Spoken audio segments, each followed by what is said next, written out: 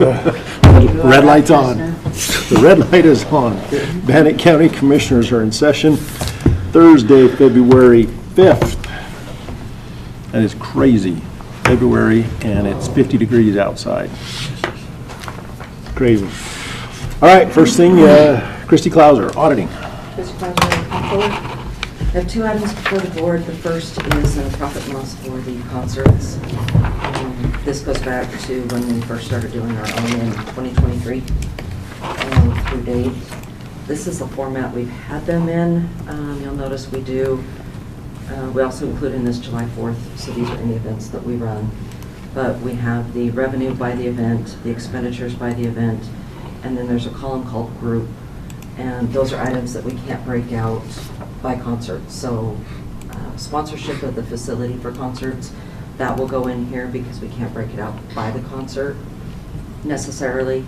And then there's, some other concessions. We don't necessarily track the concession by event. So all the concession revenue go into that one line.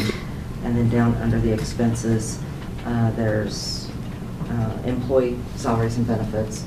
Those we don't necessarily break down. And then concession expenses, because we don't have a cost by event for concessions. And then some of the other facility costs. The first year we bought drapes. We did the Connex to be able to run or put ice in, and then the Connexes that are in the back that we sell alcohol out of, there's some of those. And then we've just kind of continued this trend. In an ideal world, what we should be able to do is, if through the Square report we could figure out how much we sold in concessions, maybe we could figure out what the concession costs were so that we could actually assign it to each concert and maybe proportionately try to allocate. There's really no way to do the salaries and benefits by concert because they're paid year round. Those are two full-time employees. So you can't necessarily allocate them to the concert. Yeah. So if you've got suggestions, if you want us to try and do a little bit something different, I can try and work with Scott and see how we could get a better per concert profit loss. There's just so many costs that are overall, it's kind of hard to do that. But when you do look, the first year really wasn't too bad. The second year, 2024, was not a great season. This last season was better in comparison. So. Can you remind me what the grant was? ARPA. It was the $2 million we infused into the system to get for our startups. We do have $1 million budgeted this fiscal year out of county operations to assist with cash flow that we'll put in probably February into that fund. And that is not part of the event center? This is... No, this is separate. This is the... Yes, yeah, the event center is completely separate accounting? So we've got the Event Center Wellness Complex is Fund 138, which is a special revenue fund. It's funded through recreation taxes. Right. This is a proprietary fund or an enterprise fund treated like business. And so the money in should equal the money out. I have not had an opportunity to get with Scott. He did review these and said it looked appropriate, but I have not met with him to discuss any of this, and I've not discussed how the Niederlander meeting went either. So we allocate 2 of the staff to this Fund. Yeah, this fund. Yes. The others, even though they all kind of bounce back and forth, you just allocated 2 with all their benefits and everything else to this one. So we've got, I think, event coordinator, and then the other position is the one that runs concessions and is in charge of that. Those are those 2 positions, but Scott and the maintenance staff are paid out of the Event Center Wellness Complex department or fund, and all of them work the concerts. They just, are not paid through this fund. Yeah, it'd almost be hard to, I mean, theoretically, this fund's supposed to stand all up by itself, and I don't know how you're ever gonna do that without some allocation. We could track hours worked at the concerts. Hey, we could track hours worked by the concert and then allocate them in here. Yeah, we're on your Yeah. profit loss. It's actually the only thing on our agenda. So we could allocate, Scott's hours and the other staff if we wanted to. That could be a change we make. We're missing a microphone there. Is it that or is it? Oh, will you come sit over here then, Scott? The only thing that, I mean, of course, with my background, and you'll understand that, it's nice to have a clear picture. And I think right now, the water's muddy because we do not allocate appropriately between the two. And that what scares me is the one is an enterprise fund, like a Parks and Rec, which. No, Parks and Rec is a property tax fund. Okay, that one, but I mean, the enterprise fund, it's. Yeah, this This one's the enterprise, the other one is just budgeted driven or whatever, and I don't know how we're ever gonna do that with it unless we do allocate hours or something to give us a better true picture. If somebody was to come and ask me on the street, okay, how's this doing, why are we doing that?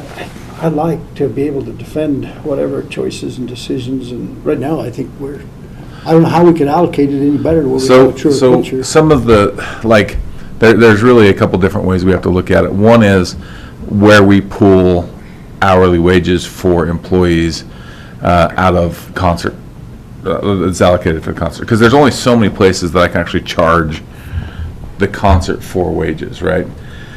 And so an example might be a runner, right? So if I use one of our staff members that works for me, their full-time job is an event coordinator, right? They manage our front office. That's their 9-to-5 job. But on a concert day, they come in and they run. They're a runner for us. There is a place that I can actually charge that to the show, right? That is a standard. That's a standard expense for a show. A lot of expenses for shows come out of our profits, right? So Cheney's position is an example. That position comes out of our profits, right? So there's nowhere I can really go on the show and charge the show for her hours. It comes out of our profits. My wage would be the same, right? Our food and beverage manager, that comes out of food and beverage, right? And so there are some positions that our staff feel that I could actually charge back to the show, but I couldn't charge everybody. A lot of that is supposed to come out of our profits when the show's said and done. And those are profit and losses that are provided as part of the actual concert through Niederlander. Yes. And helps determine the amount we have to pay. This But- is strictly activity that has ran through this fund Yes. for revenue in and expenditures out. So that's how we started doing this. I mentioned before you got here that we don't allocate revenue or expenses of concessions by concert. Right now, I just have them in that grouped column, but that's something that we could potentially try. It's really tricky, and we're trying to find a better way. So I think that as we work with Niederlander, our flash reports. So there's a couple different reports that I give those guys. There's 3 different reports that I'll turn in. But the first one would be the settlement the day of the show. And that has some real expenses, and then it has some estimated expenses, right? And then there's one expense on the day of the show that encompasses a lot, right? So it's called your house nut is the name of that line. So what the artist sees is that we charge X amount of dollars for the house nut, right? That's just what they have to pay as an expense. Well, in that we'd throw police, fire, security, ushers, right? All those folks kind of fall into that house nut expense. So on settlement, I pull the tickets that we sold, the revenue that has been accounted for, not that we have received, but just that the ticketing entity says this is how much money you guys have made. We reconcile those ones with the approved expenses, production.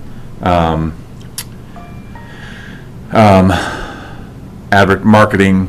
There's a few that we have to. There's a few like insurance. There's like 3 that we have to pay just to play live music, right? We have to pay a certain percent just to play live music. Runners. Admin. No, there's no admin fee on there. Not on that one. Admin cost. No, and then there's one more, a big one I'm forgetting. Production. Anyway, so we put all of those things into the settlement, and then I reconcile it with the tour manager that night. And they have to put their numbers in, and we have to make sure we match up. They sign a paper saying we're good, I sign that paper saying we're good, and I send it off. Now, if there is excess, like if we get into, it's called back end, meaning that if the ticket sales exceed the cost of the buy plus our expenses, then that's where we have a split on the back end. And that's when it gets really tricky, because they really want to scrutinize our numbers. They really want to, like, why do you have this, or why did you pay that? Or in our agreement, we only agreed to $15,000 for marketing, and you had spent $16,000, or something like that. And so they really want to scrutinize those types of things. But so that's the first one I do, is the day of show. A couple days later, Niederlander wants to see like a flash report. Essentially, it says, okay, so here's what the show pulled the tickets. Now, what's our drop count and what's our concessions, right? Because what you get is you might get 1,000 people to buy tickets, or 2,000 or 5,000, whatever, and then you're going to get a certain percentage that just don't show up for one reason or another, right? So your drop count is who actually scanned into the show. And then we take that and we divide that by our concessions costs, our food and beverage, merchandise. Usually there's a merch split. In almost every one of our deals, there's going to be some type of merch split. And then we actually kind of put some of our that's where I'm going to put real house nut numbers in, right? So we have a blanket for our expense, but now I'm putting real house nut numbers in. And then we kind of pair those ones up. And then we get one step further, which is their, like, the final report, where we say, here's all of our numbers that includes sponsorship, box suites, all those unmanifested revenue sources that we put all of that stuff in. Now, as an example with sponsorships, we might generate, and I'm going to be a little bit vague, but we might generate $400,000 worth of sponsorship, and $275,000 might be in kind, right? So, like, we might get in kind trade for electrical services, or for the equipment rentals that we have, or there's a few in-kind services that we do, and then we have so much that's allocated in cash. And to really gauge how well a show does, right, from your standpoint, I like to allocate sponsorship on a per ticket basis, right? So if let's say we have $150,000 in cash sponsorship, then we take our total tickets for the season, divide them all out, allocate sponsorship per show. That way you could see roughly exactly how a show performed. But for our Niederlander report, we just take it and divide it out. 10 shows, everybody gets $15,000. But what that might do is it might make one show appear to perform better than another show, right? Because a show that sells 800 tickets compared to a show that sells 6,000 tickets, they're both getting the same level of sponsorship, right? So there's things that, like, end of year reports, it's easier for us to allocate to show better show performance if we allocate our sponsorship money in different ways. So back to the hourly wages. My staff are dependable. Well, and I get all of and you divide by 2 and carry the 12.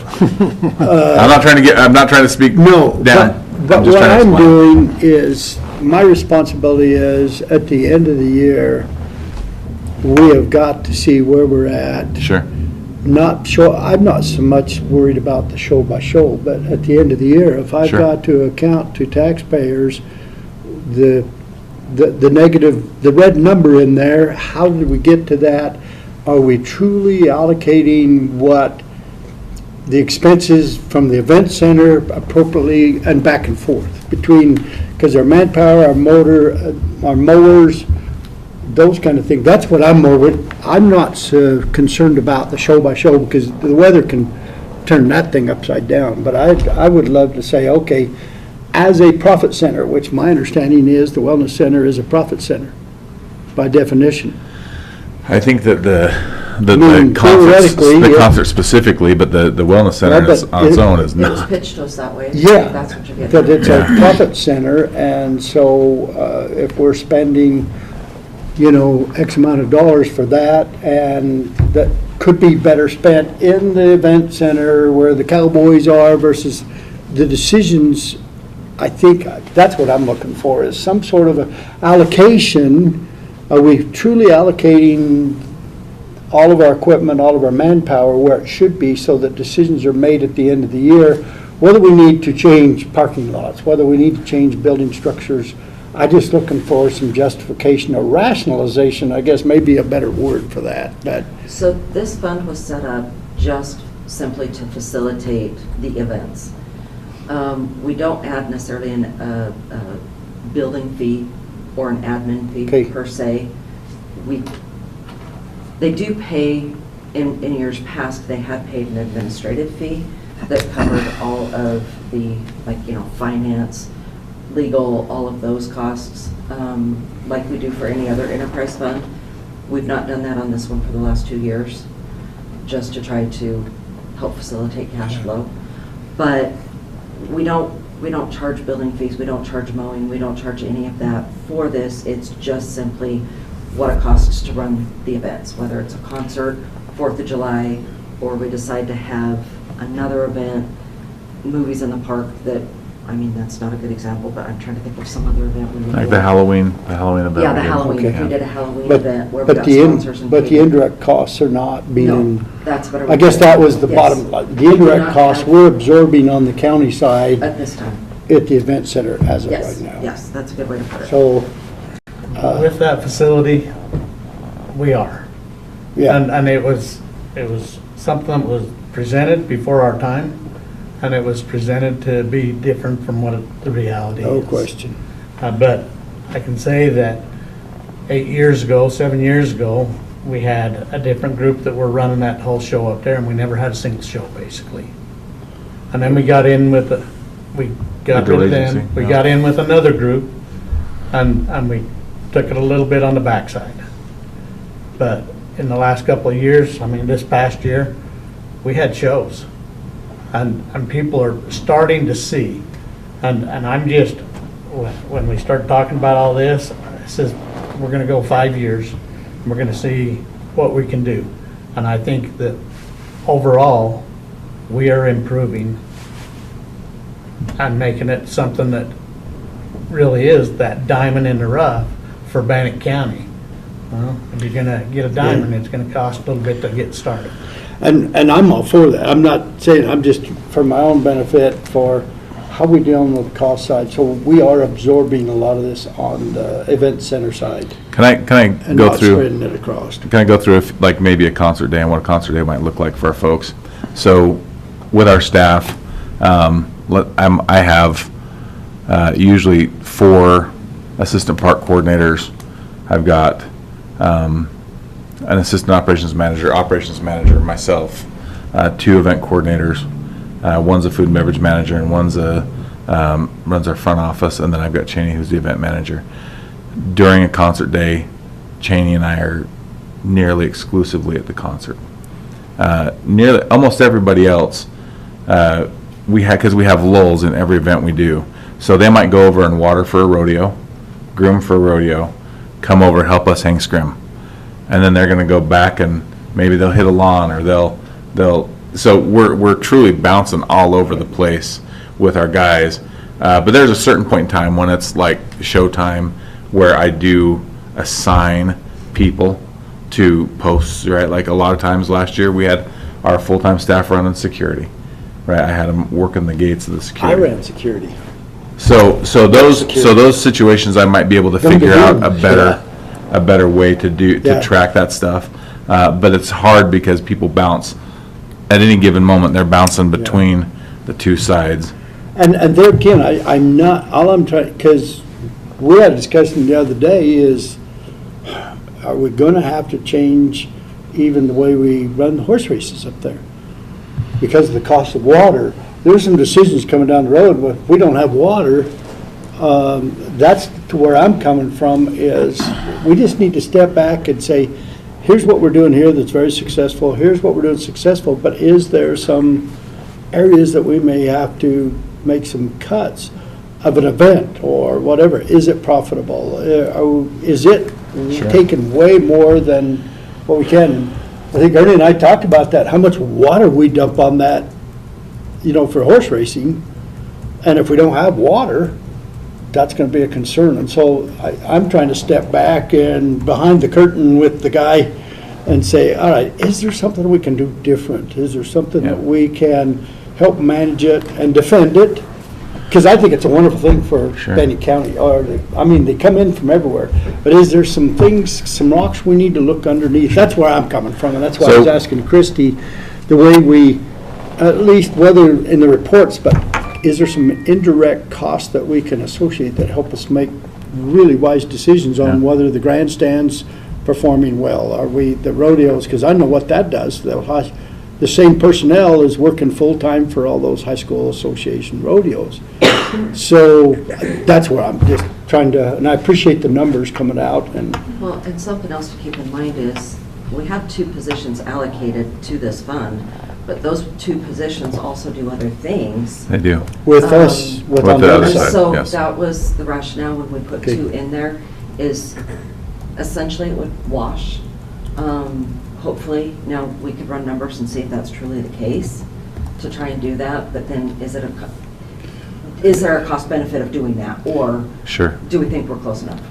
Well, is it worth going through all the gyrations of checking the payroll time slip? I'm just 30,000 foot view to try to, so that when I talk to somebody, I can say, this is why we're doing it, and the benefits for the community, or whatever it is. Those are the kind of things that I'm looking at. So Can I take just a second and talk a little bit about like concerts as a whole? So when we started out, when the event center or the wellness complex was given to us through the deed, was trusted or deeded over to us, there was a contract with a big concert industry, and it was United Concerts. I was there. Yeah, and United Concerts has since been absorbed into Live Nation, which is a huge conglomerate at the time. United Concerts was probably more out of Salt Lake City, and they had a ticketing entity that was kind of out of Smith Ticks, I think is what it was, something like that. But there's a lot that I know about the venue today. 6 years later, there's a lot that I know about the venue. I can tell you infrastructure, I can tell you size, I can tell you scope, everything that we said. We said on the outside it's a 10,000 seat venue, but we have restrooms maybe to comfortably fit 2,000, 3,000 person concerts. So we supplement with porta potties, and we supplement with food trucks, and we do all these things to try to help us bring in more people. Regionally, maybe a smaller venue would have been better suited for what we need regionally, right? Like, it's hard to fill a 10,000 seat venue. And so I think that's what the first few years of having United Concerts run the concerts, I think they figured that out, right? That they only put, I think on average, 4 or 5 shows a year up here. The first year they might have had a few more. We did have a huge show. The very first show was humongous, which is fantastic, but it also exposed some weaknesses in the venue. We've contracted out where we've had vendors come in and run the venue. In my opinion, and I've worked in government for 26 years, government shouldn't be doing concerts, right? We are trying to get the venue to a place where people want to come and take it again. And really, the option we had a couple years ago was, do we shut her down? Right, which is a community issue. That is not my job as the manager to say whether or not that is the case. But that was the decision after we ran through the second, because the second company that we used gave us a big black eye, not just with the population but also with the industry. So we are when Ernie says we got 5 years, we made that decision not knowing that we really needed 7 years, right? But having said that, I think last year we took 3 steps forward. And it's our hope that this year we'll continue to take steps forward, but we're still encountering the same types of issues that we've encountered before, right? We put a big show in there, the show doesn't perform as well as they expect it to, and so then it's harder for us to get shows every other year. So we've got a bunch of offers out, we've got some shows starting to come in, but this is a difficult business for government to be in. And so, like I can tell you, when we first started talking with one of the groups we partnered with a couple years ago that we had a successful year with, like when we talked to him about doing security, he was like, I pay off-duty cops $15 an hour under the table. And I'm like, we'll never be able to do that, right? I can't do that kind of stuff. Well, that's how you keep your costs low, right? I do this to keep our costs down. And I'm like, I can't do that. And so when we as the government go out and say, we want to get the best, or we want to get production services, we put it out to RFQ, and we had one of the people come back and say, it's going to cost you $1 million a show to run a concert. I don't know if you guys remember that. Mm-hmm. And so like, it's because people are used to bidding for government. So it is, working as a government, it is very tough to do this stuff, but we're putting lipstick on this bad boy every year. We're making it look a little bit better. But understand, my end goal is not to be a concert promoter. My end goal is to get somebody to come in and run shows at their expense, but to utilize the venue to attract people to the community. There is a lot of growth in that region right now. There's a lot of excitement behind what we do, but it is hard trudging right now. And as a government guy that doesn't gamble, right? And I don't mean that like I don't go to the casino. I don't gamble with my career. I don't gamble with life. This is the hardest job I've ever had, and I manage prisons. I dealt with death, and this is harder. I'd like you say, we're putting lipstick on a pig, because. And I'll throw in there, when we talked about 5 years, we didn't plan on COVID for 2. Yeah. I mean, so that threw a big monkey wrench in our productions and what was going on. And so honestly, I'm after this last year, I mean, I know we're in the red some, but I think we've come a long, long ways. Well, and it takes, I mean, honestly, Christy and I work so much on this stuff, right? And you can see that we've kind of bounced from worst to less worst. I don't know if that's even a term. There's improvements. We're getting better, but like you said, I think there's a time, and I talked to Niederlander while we were down there this year, and I said, look, we have 2 funds, and some of this stuff comes out of this fund, right, to help us manage these shows. We need to track it as a show expense. And so that was a conversation, I think Jeff could talk to that too, where we started talking about trying to track it right now as well, right? So we can at least put an earmark there, because I don't want them to be surprised when when we are generating revenue, that we come back saying, you have this expense as well. Well, and I hear certain people talk about the center up here. We lose as much money on the fair as we do up here. The fair makes 0 profit. But they never were meant to, just like a park in a city. I mean, it's part of the service. But it's still one of the deals that we bring to the county and we bring to our constituents that they have the opportunity to participate in. Yep. The way that this facility was designed, with our water, with everything, I mean, we were designed to be, this was designed to be our facility, right? And we do have a good relationship with the Health Trust. They do a lot of stuff with us outside of just concerts, but they've supported us pretty well. And it was designed, I think, there was great intentions behind the design. For me, I would love it if it was carved out, right? Because if it was carved out, we could look at it as a standalone venue. We can't. It is part of that facility. It is so ingrained in everything with that venue that, you can't separate concerts from the event center, because you can't run them. You can't run without the other, one without the other. Well, how many community events did we hold up there that we didn't charge people for?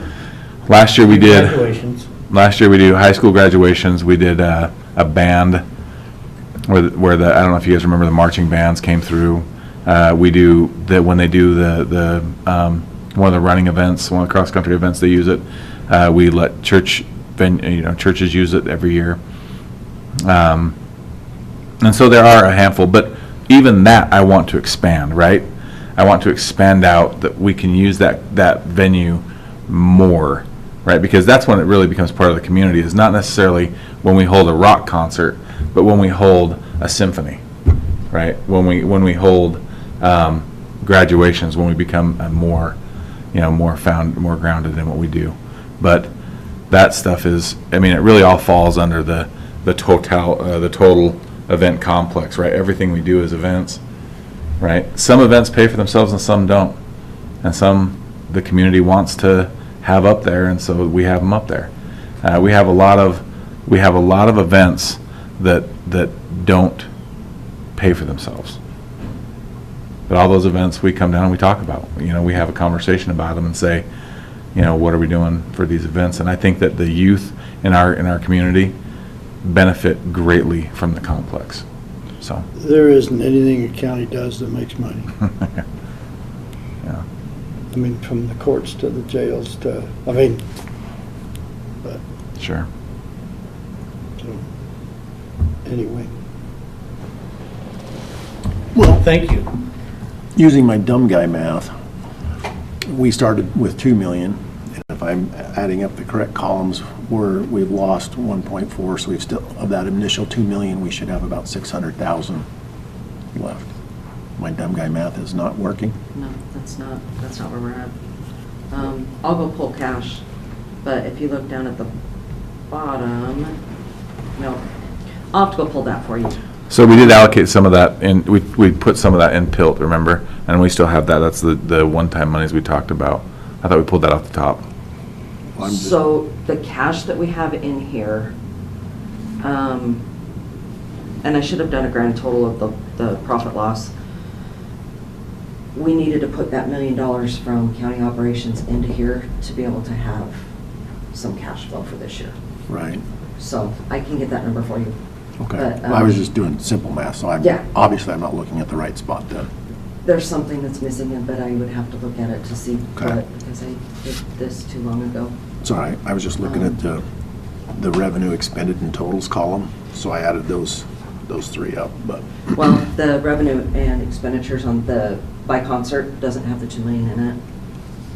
So if we do 312, 500, that's 800. Oh, look. Okay. Oh, look, I'm just, maybe your dumb guy math is right, but to me, it seems like last time I looked at the cash, that's not where we were at. Okay, all right. So, but I could definitely report back on that and tell you what was missing, or that you were right. So if his dumb guy's math is right, then there should be a reserve by his logic. Yes. That potentially would be. Okay. But again, I need to look. But- I didn't bring with you what the cash, Okay. what the cash was. I just brought this. And I can't remember, without digging deep on this, I can't remember if the 2 million is in this or not. Well, Down at the bottom it is. And just so you know where my numbers came from, I just took So- that revenue expended total, so it's the 176, the 312, and the 925. But down at the bottom, I'm thinking, down at the bottom has the 2 million built into it. And so we had one, well, your numbers would be right, because if you look at the bottom, it says total without the grant It was 1.4 is the loss, minus. and you add the 2 million to that, then yes, in theory, we would have 500,000. And maybe we do. I just can't commit. I'm not asking for a commitment. So I'm just checking my dumb guy math. I want to confirm that before I speak. But we did do better. I mean, it's So- an improvement.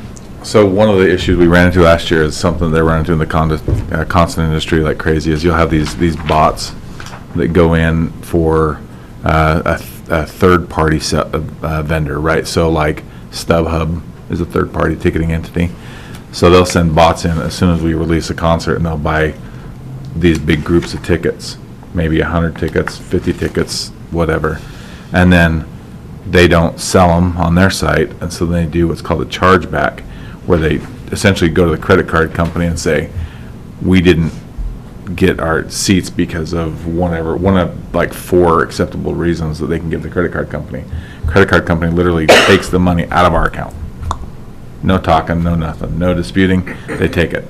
And so then this year alone, I think we were up over $60,000 in chargebacks. And so when I was doing our concerts, when I was doing all the financials on our concerts before our last show, I talked to Chris, I've been like, hey, we are sitting in a decent spot. And then, you look at, $60,000 in chargebacks comes in and can really knock us And we back. got just what, another $3,000 hit? The Just like a week ago. first, yeah. And so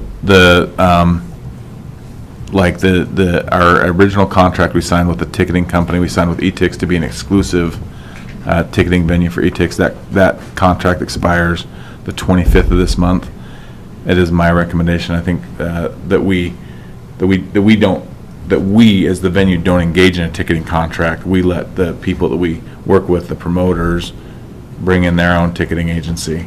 It makes our lives a lot easier. That way we don't have to worry about, we don't have the negotiating power to negotiate good rates for our ticketing. They have better opportunities for that. But the ticketing entity that Nederlander uses does not charge them chargebacks. So just right there is $60,000 in or more. I mean, I just going based off of a few shows, but Yeah. it's a lot of money. It's a big issue in the industry. And it's a So, large headache when they do these chargebacks.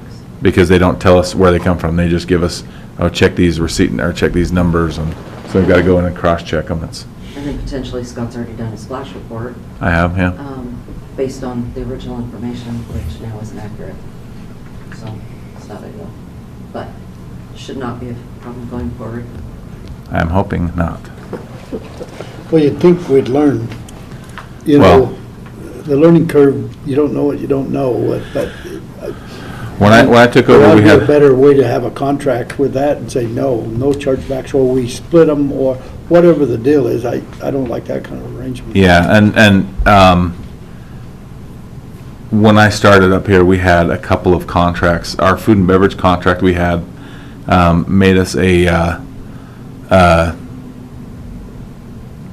don't even know the term, I'm trying to think. We weren't only a vendor, we were actually like a franchisee for this specific group. And they couldn't get us food, and I was talking to the rep, I'm like, how come you can't get us we're asking for like pizzas, you can't get us pizza? And he's like, man, we just do gas stations. It's like, we signed a multi-year deal with these guys, and so we were able to kind of get through that deal, and now we can offer, it allows us to offer more options, better options, cheaper options. When I say cheaper, like more cost benefit from our side, not from the There quality. has been a handful of things that Scott's had to fix from prior facility management that has also, And this contract with eTix was an auto renew, which our attorneys don't like that, right? But it was an auto renew, and it kicked over before we'd even played a show. Yeah. So, It's been a bad one. so we're Anyway. moving forward in a good direction. But yeah. if there's something different you want to see on those P&Ls, I can try and do something a little bit different. And I will get you the cash number of where we're at. Sorry I didn't bring that. No, you're fine. But what did they have? There was a lot of information there. Thank you. Yes, thank you both. Do you want to do the next one? Yes, please. Next item I have for the board is our fourth quarter unemployment. Thanks, Scott. This is through December 31. We can go into executive session, or I can just share the information. Most of these, the top 4 are just for temp employees. The second to last one is a sheriff dismissal that we have to pay unemployment on. And then we are still recapturing some money back on, the bottom one is a prior coroner employee that we are recapturing money back from that individual, which is why it's a credit.